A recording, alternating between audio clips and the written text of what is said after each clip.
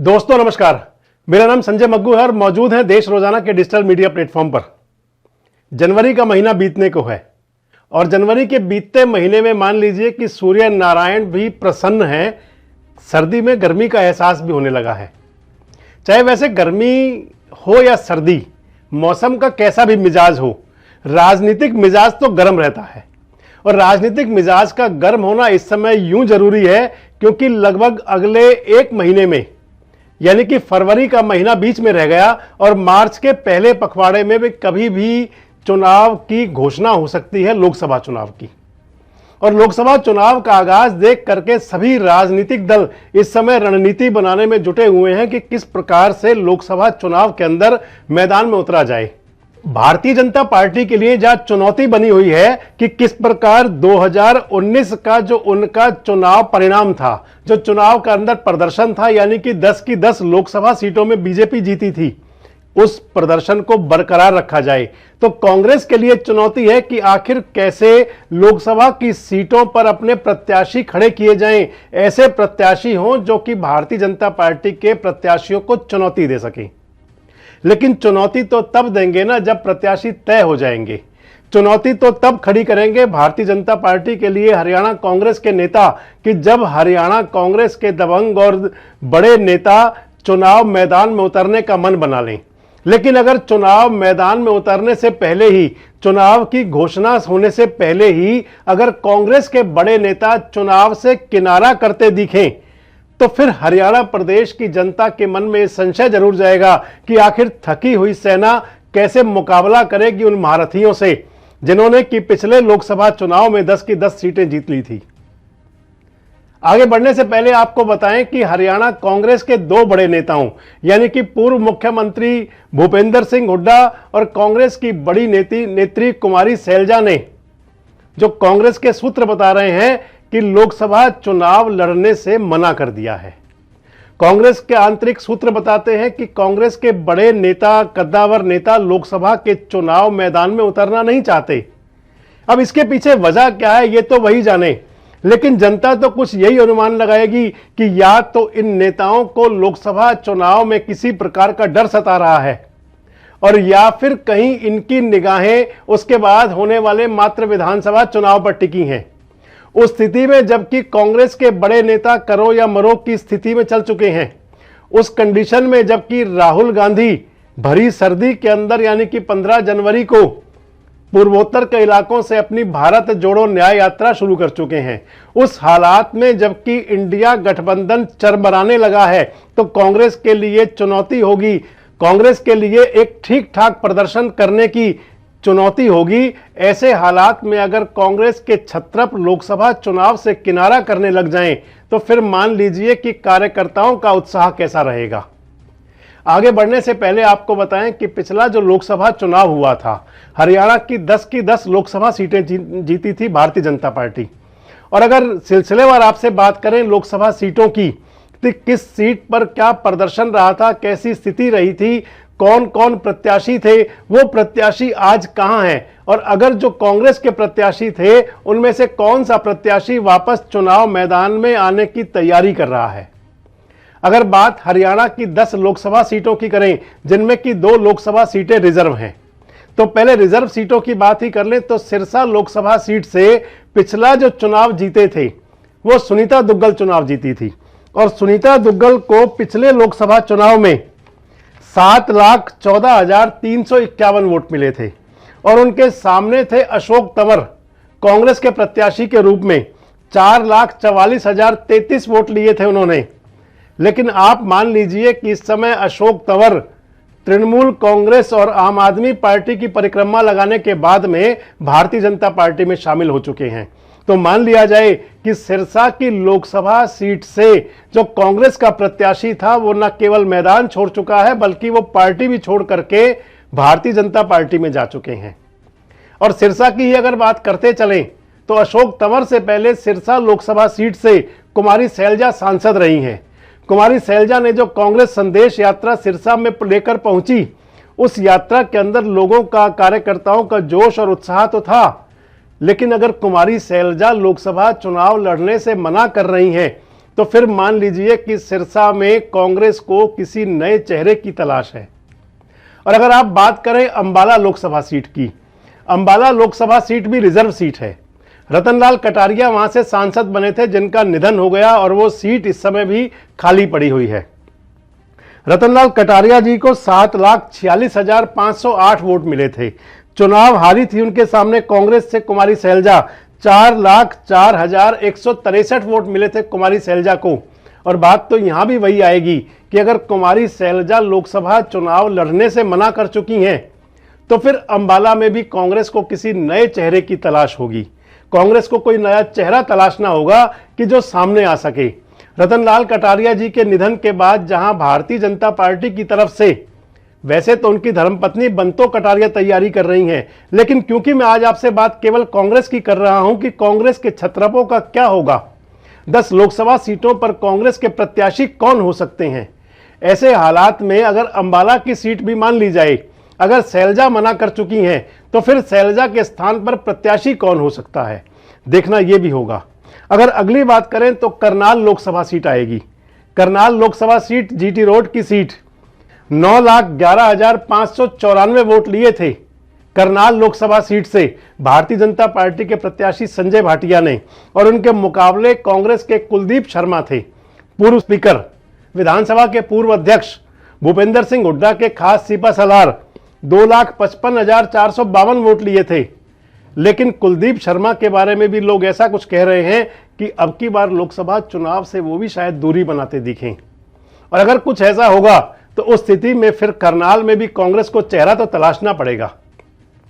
कांग्रेस को तलाश तो रहेगी कि उसका चेहरा कौन सामने आ जाए।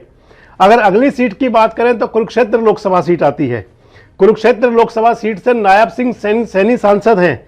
6,88,629 वोट लिए थे उन्होंने, और उनके सामने कांग्रेस के प्रत्याशी थे चौधरी निर्मल सिंह, 3,04,058 वोट लिए उन्होंने। और मान लीजिए कि 3 लाख से ज्यादा वोटों से, लगभग 3.25 लाख वोटों से चुनाव जीते थे नायब सिंह सैनी। नायब सिंह सैनी इस समय भारतीय जनता पार्टी के प्रदेश अध्यक्ष हैं। तो उनके मुकाबले जो प्रत्याशी लोकसभा में निर्मल सिंह थे, निर्मल सिंह ने 2019 के विधानसभा चुनाव में कांग्रेस छोड़ दी थी। कांग्रेस छोड़ने के बाद में आम आदमी पार्टी में शामिल हुए और अब आम आदमी पार्टी छोड़ करके वापस आ चुके हैं कांग्रेस में ही। लेकिन चर्चा तो यह है कि कुरुक्षेत्र से लड़ने के इच्छुक नहीं है निर्मल सिंह जी, विधानसभा चुनाव लड़ने का मन बनाए हुए हैं। तो ऐसी स्थिति में कुरुक्षेत्र लोकसभा सीट पर कौन कांग्रेस का सारथी बने, कौन कांग्रेस का रथी हो, यह तलाश कांग्रेस को करनी होगी कुरुक्षेत्र के अंदर भी। अगर अगली लोकसभा सीट पे आए तो फिर हम बात करेंगे आपसे हिसार लोकसभा सीट की। हिसार लोकसभा सीट से सेवानिवृत्त नौकरशाह ब्रिजेंद्र सिंह, जो चौधरी बीरेंद्र सिंह डूमर खां यानी कि बांगर चौधरी के पुत्र हैं, 6,03,288 वोट लिए थे उन्होंने। और उनके मुकाबले जो प्रत्याशी रहे थे जननायक जनता पार्टी के दुष्यंत चौटाला थे, लगभग 3 लाख वोट उन्होंने ली थी, लेकिन हारे भी थे वो लगभग 3 लाख से ज्यादा वोटों से। बात कांग्रेस की कर रहे हैं क्योंकि तो कांग्रेस के प्रत्याशी के रूप में यहां पर भव्य बिश्नोई थे। वोट तो 1,80,000 लिए थे, लेकिन कांग्रेस छोड़ चुके हैं, भारतीय जनता पार्टी में जा चुके हैं अपने पिता कुलदीप बिश्नोई के साथ। विवाह के बंधन में भी बन चुके हैं और आदमपुर से उपचुनाव जीतकर विधायक भी हो चुके हैं। मान लीजिए कांग्रेस का मैदान यहां पर भी खाली है। प्रत्याशी की तलाश कांग्रेस को हिसार में भी करनी होगी, क्योंकि चुनाव लड़ने वाला जो रथी था वो तो रथ को छोड़ करके जा चुका है। अगली बात अगर फरीदाबाद की करें तो फरीदाबाद से चुनाव जीते थे कृष्णपाल गुर्जर, 9,13,322 वोट लिए थे कृष्णपाल गुर्जर ने। सामने थे कांग्रेस के अवतार सिंह भड़ाना, 2,74,983 मात्र वोट ले पाए थे।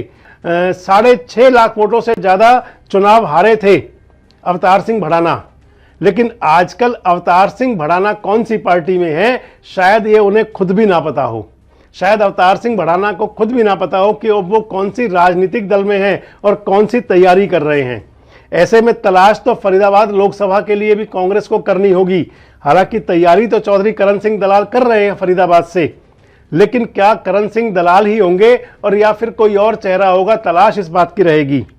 अगर अगली बात गुरुग्राम की करें तो गुरुग्राम लोकसभा सीट से, जिसके अंदर की मेवात की 3 विधानसभा सीटें भी आती हैं, वहां पर राव इंद्रजीत चुनाव जीते थे। 8,81,546 वोट लिए थे राव इंद्रजीत सिंह ने। सामने थे कांग्रेस के कैप्टन अजय यादव, 4,95,290 वोट मिले थे। लगभग 4 लाख वोट से चुनाव हारे थे। हालांकि कैप्टन अजय यादव पिछले दिनों तो कहते रहे हैं कि चुनाव लोकसभा का लड़ने का उनका पूरा इरादा है, और ये भी कहते रहे हैं कि हरियाणा के अंदर दूसरे नंबर पर वोट उन्होंने ली थी। जो हार जीत का मार्जिन था उनका दूसरे नंबर का था, दीपेंद्र हुड्डा और भूपेंद्र सिंह हुड्डा के बाद में। लेकिन क्या कैप्टन अजय यादव बदली परिस्थिति में भी प्रत्याशी हो सकते हैं? और अगर कैप्टन अजय यादव कहीं पीछे हटते हैं तो फिर कांग्रेस को यहां भी चेहरा तलाशना पड़ेगा। अगर अगली बात करें भिवानी लोकसभा सीट की, भिवानी लोकसभा सीट से चौधरी धर्मवीर सिंह सांसद हैं, लगातार दूसरी बार सांसद बने हैं। लगातार दूसरी बार चौधरी बंसीलाल की पौत्री चौधरी सुरेंद्र सिंह और किरण चौधरी की बेटी श्रुति चौधरी को हराया उन्होंने। 7,36,698 वोट मिले थे उनको। और उनके मुकाबले जो प्रत्याशी थी कांग्रेस की श्रुति चौधरी, 2,92,236 वोट लिए थे। लगभग 5 लाख वोटों से चुनाव हार गई थी, दूसरी बार लगातार चुनाव हारी थी। और अगर कांग्रेस की बात करें तो कांग्रेस में कुछ ऐसी बात चल रही है कि जो नेता लगातार 2 बार चुनाव हारे हों, शायद उनकी तरफ गौर ना किया जाए। अगर कुछ ऐसा होता है तो फिर भिवानी का मैदान भी खाली है। भिवानी महेंद्रगढ़ सीट पर कांग्रेस श्रुति चौधरी की जगह प्लेस किसको करेगी, ये भी देखना होगा।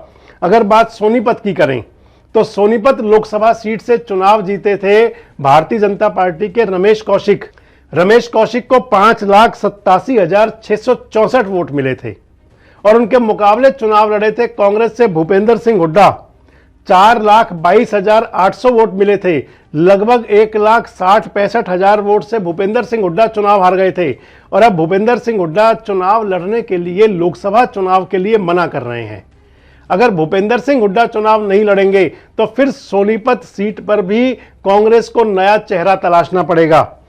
अगर अगली बात करें आपसे तो हरियाणा की सबसे प्रमुख seat Rohtak Lok Sabha seat, Rohtak Lok Sabha seat जहां से कि भूपेंद्र सिंह हुड्डा का गढ़ रहा है, लेकिन उस गढ़ को भेदने में कामयाब हुए थे पिछले लोकसभा चुनाव में पंडित अरविंद शर्मा। अरविंद शर्मा ने कांग्रेस के प्रत्याशी दीपेंद्र हुड्डा को चुनाव में हरा दिया था। अरविंद शर्मा को जो वोट मिली थी 5,73,845, और उनके मुकाबले जो प्रत्याशी थे कांग्रेस के दीपेंद्र हुड्डा, 5,66,342 वोट मिली थी। लगभग 8,000 वोट से चुनाव हारे थे। पूरे हरियाणा के अंदर सबसे मार्जिन जिनमें कम था वो केवल दीपेंद्र हुड्डा थे। और दीपेंद्र हुड्डा तो चुनाव की तैयारी रोहतक से कर भी रहे हैं। भूपेंद्र सिंह हुड्डा जब कल झज्जर में थे तो वो कह रहे थे कि बड़ी खुशी होती थी जब अखबारों के अंदर पहले पन्ने पर छपता था कि दीपेंद्र हुड्डा रिकॉर्ड वोटों से चुनाव जीत गए। लेकिन पिछला जो लोकसभा चुनाव हारे, कहीं ना कहीं शिकन थी, और उस शिकन को, उस परेशानी को सामने लेके आए भूपेंद्र सिंह हुड्डा, और रोहतक संसदीय क्षेत्र की जनता से मांग कर दी कि अगली बार दीपेंद्र हुड्डा को फिर बड़े अंतर से जिता दो। यानी कि केवल मात्र दीपेंद्र हुड्डा एक ऐसे प्रत्याशी हैं जिनकी तरफ कांग्रेस भी फोकस करेगी, जिनके लिए कांग्रेस का आला कमान का, चाहे वो प्रदेश इकाई हो, और इसके साथ साथ वो खुद प्रत्याशी भी तैयार हैं। लेकिन बाकी 9 लोकसभा सीटों का क्या होगा? और जब छत्रप ही पीछे हटने लग जाएं, जब कांग्रेस के यानी कि किसी भी पार्टी के बड़े चेहरे चुनाव लड़ने से पीछे हटते दिखें, तो फिर कार्यकर्ताओं के मनोबल का क्या होगा? हालांकि कांग्रेस के प्रदेश प्रभारी दीपक बावरिया कह तो रहे हैं कि 30 तारीख से वो चुनाव लड़ने के इच्छुक लोगों के लिए एक उन्होंने पत्र बनवाया है, फार्म बनवाया है, जो फार्म डिस्ट्रीब्यूट किया जाएगा। 7 जनवरी तक लोग फार्म भर पाएंगे, यानी कि 9 दिन मिलेंगे कि जो लोग प्रत्याशी होना चाह रहे हैं। अब प्रत्याशी होना कौन चाह रहे हैं, किन लोगों को उम्मीद है कि उनको लोकसभा चुनाव लड़ना है?